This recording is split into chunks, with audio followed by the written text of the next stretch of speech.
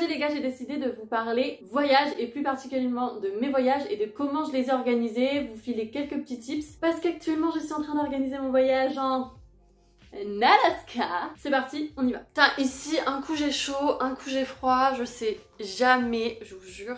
C'est un truc de fou. Du coup, les petites infos que je vais vous donner, c'est autant pour les au pairs que d'autres personnes, voilà, qui souhaiteraient avoir des petites tips, des petits conseils ou juste de savoir comment moi j'organise mes voyages et plus particulièrement pour ceux qui ont un budget serré, un petit budget, ce qui est le cas des au pairs. Alors moi déjà je me suis découvert une passion pour le voyage quand j'étais au pair parce qu'en fait avant ça je voyageais pas trop, je savais pas trop ce que c'était de partir en vacances, je savais pas trop ce que c'était de voyager. Déjà je travaillais pendant les vacances donc je me rendais pas forcément compte de ce que c'était et d'être au pair et d'avoir cette opportunité de pouvoir en fait voyager à travers les USA mais aussi d'aller au Mexique ou d'aller au Canada ou enfin bref de voyager, ça m'a vraiment, je sais pas, c'est vraiment quelque chose genre en fait j'adore les voyages et en fait les voyages c'est pas seulement juste le voyage que j'aime faire, c'est aussi toute l'organisation qui est autour du voyage que j'adore. Je l'adore autant pour moi mais j'adore aussi l'organiser pour les autres dans le sens où je suis encore jamais partie seule en voyage donc à chaque fois j'étais avec quelqu'un. À chaque fois j'avais des questions du genre toi tu aimerais aller où? Tu aimerais faire quoi? Tu aimerais quel genre d'hôtel? Est-ce que tu aimes bien cette activité? Finalement en fait t'organises pas ton voyage pour toi mais tu l'organises aussi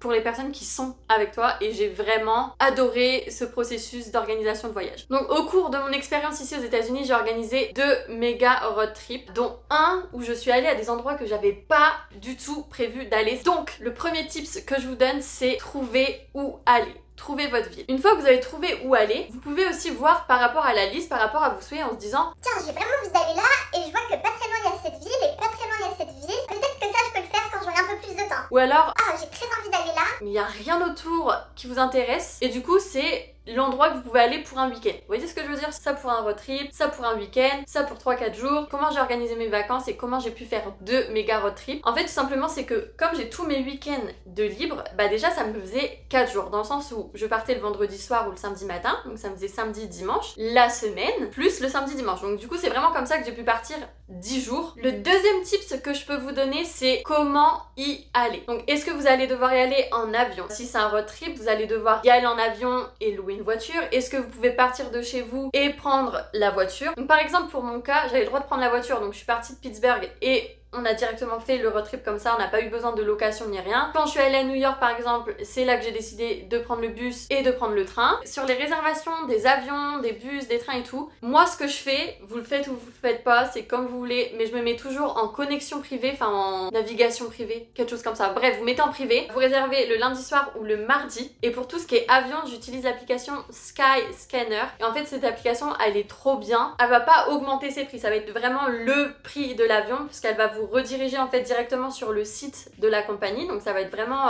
le prix brut. Et aussi elle va vous proposer en fait toutes les options que vous pouvez avoir. Par exemple pour l'aller tu vas pouvoir prendre celui-là avec ce retour là, ou alors le même aller mais avec un autre retour, etc. Donc vous allez avoir en fait toutes les options possibles, donc ça vous évite de faire un travail monstrueux, un travail de ouf sur peut-être que je vais prendre cet aller là, peut-être que ce retour là et peut-être celui-là et peut-être celui-là. Vous pouvez aussi choisir les multidirections, donc pour faire des road trips, tout, c'est génial. J'adore cette application. Alors pourquoi le mardi et pourquoi on a une navigation privée? Je sais pas si vous savez mais Google nous écoute. Donc du coup en fait quand vous faites des recherches, voilà j'aimerais bien aller, je sais pas, par exemple j'aimerais bien aller à New York. Faites votre recherche genre une semaine avant réservation et comme internet sait que vous avez prévu d'aller à New York, ils vont augmenter les prix. Voilà, spécialement pour vous, c'est cadeau. Donc d'être en navigation privée, en fait, ça cache votre historique, ça cache les recherches que vous avez fait avant et en fait, il sait pas qui vous êtes. Pourquoi le mardi? Parce qu'en fait, toutes les compagnies de transport en commun baissent les prix après le week-end et les augmentent vers le milieu, fin de semaine, week-end pour les last minute. Ou alors parce que c'est le week-end justement et qu'il y a beaucoup plus de connexions et donc c'est plus avantageux pour eux de se faire du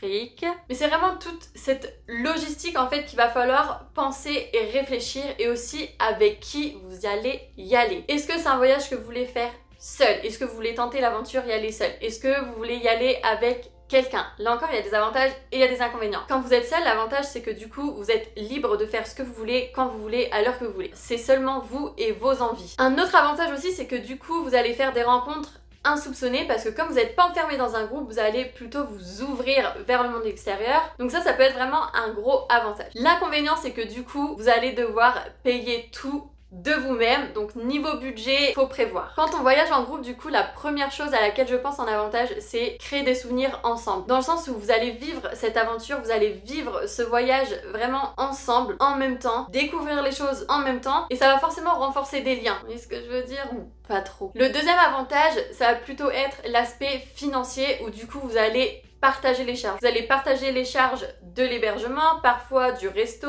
parfois des activités, parfois de la location de voiture ou du transport, enfin peu importe. Donc ça, c'est aussi l'avantage quand on n'a pas beaucoup d'argent, c'est de voyager en groupe. L'inconvénient quand on voyage en groupe, c'est qu'aussi on doit s'adapter aux personnes avec qui on est. Va falloir vous mettre d'accord sur où dormir, va falloir vous mettre d'accord sur les activités, sur les restos. Quand il y a une personne dans le groupe qui a envie d'utiliser les toilettes, qui a envie de manger ou qui a des problèmes, en fait c'est tout le groupe qui s'arrête et c'est toute l'activité en fait qui s'arrête. Donc ça c'est un peu l'inconvénient d'être, je sais pas comment dire, genre freiné dans le voyage, je sais pas si c'est le bon terme, mais en gros voilà. Donc il y a des avantages et des inconvénients en fait dans les deux cas, de voyager tout seul ou de voyager en groupe. Du coup c'est à vous de voir ce que vous préférez, quel type de voyage vous préférez, et peut-être que pour aller là-bas vous préférez être en groupe, mais pour aller là-bas vous préférez être tout seul, donc ça c'est à vous de voir les gars. La question de où dormir. Le logement, l'hébergement, c'est ce qui coûte le plus cher. L'hébergement et le transport, mais c'est ça qui vous ruine dans les voyages. Faut dire ce qui est quoi. C'est pas forcément la bouffe, c'est pas forcément les activités, c'est vraiment l'hébergement et le transport. Finalement on restait que une nuit, maximum 2 nuits, donc pour moi j'ai trouvé avantageux de rester dans des motels ou des hostels, genre les auberges de jeunesse, ça coûtait rien du tout. C'est pas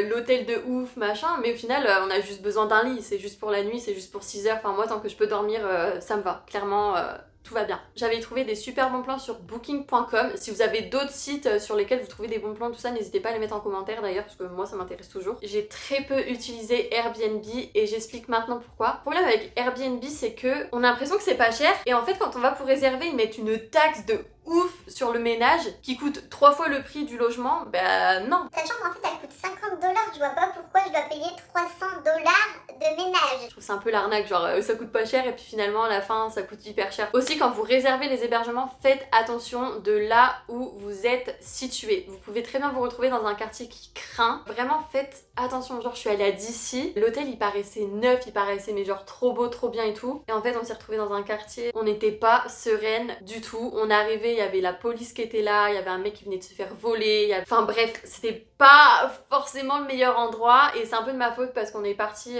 en mode last minute et du coup j'ai pas fait gaffe, et si j'avais su je me serais peut-être un peu plus renseignée, j'aurais peut-être plus regardé les avis et tout ça. Voilà, faites vraiment bien attention de là où vous allez dormir. Le quatrième petit tips que je peux vous donner, c'est aussi de prévoir à l'avance les activités que vous voulez faire. Faire un voyage, vous n'avez pas forcément beaucoup de temps et vous n'avez pas de temps à perdre, planifier à la dernière minute, ah bah je veux faire ça, bah je veux faire ça. Non, mettez-vous d'accord. Ok, tu veux faire ça, tu veux faire ça, tu veux faire ça. Bah peut-être que tu vois cette activité, c'est quasiment au même endroit, donc du coup bah on peut faire celle-là et celle-là en même temps. Ça vous évite de perdre du temps dans votre voyage. Renseignez-vous aussi sur les activités qui sont gratuites. Il y a des musées parfois qui sont gratuits. Il y a des choses à voir voilà, qui sont extraordinaires et des choses qu'on ne pense pas. N'hésitez pas à aller sur Instagram et en fait taper le nom de la ville et regarder un peu les photos qui ressortent souvent pour aller à cet endroit-là. Enfin voilà, prévoir ses activités, se mettre d'accord sur les activités, je trouve que c'est primordial. Ça permet de gagner du temps mais aussi de l'argent. Par exemple, si vous avez envie de faire une activité, vous pouvez très bien retrouver cette activité pour 2 fois moins cher dans un autre lieu ou à un autre endroit ou une autre ville pour un prochain voyage, ou alors dans cette même ville ou dans ce même endroit. Il y a 2 entreprises différentes en concurrence, il y en a une qui sera moins chère ou qui va proposer quelque chose de mieux pour vous. Voilà, vraiment ne partez pas juste comme ça et genre on verra bien. Quoique vous pouvez le faire si vous aimez l'aventure. Je suis allée dans le West Virginia, on n'avait rien prévu du tout et on s'est retrouvé à rien faire. Suivez pas mon exemple. C'est des conseils que je me suis fait moi-même en faisant mes recherches, en faisant mes road trips, mais c'est aussi des conseils que l'on m'a donnés et que je vous redonne en retour. C'est cadeau, c'est pour moi. Bref, je suis trop pressée d'aller en Alaska, ça va être trop beau, ça va être le voyage de ma vie. Allez les gars, à la semaine prochaine. Bon les gars, juste un petit message comme ça entre nous. Vendredi, c'est mon anniversaire. Voilà, allez, bisous.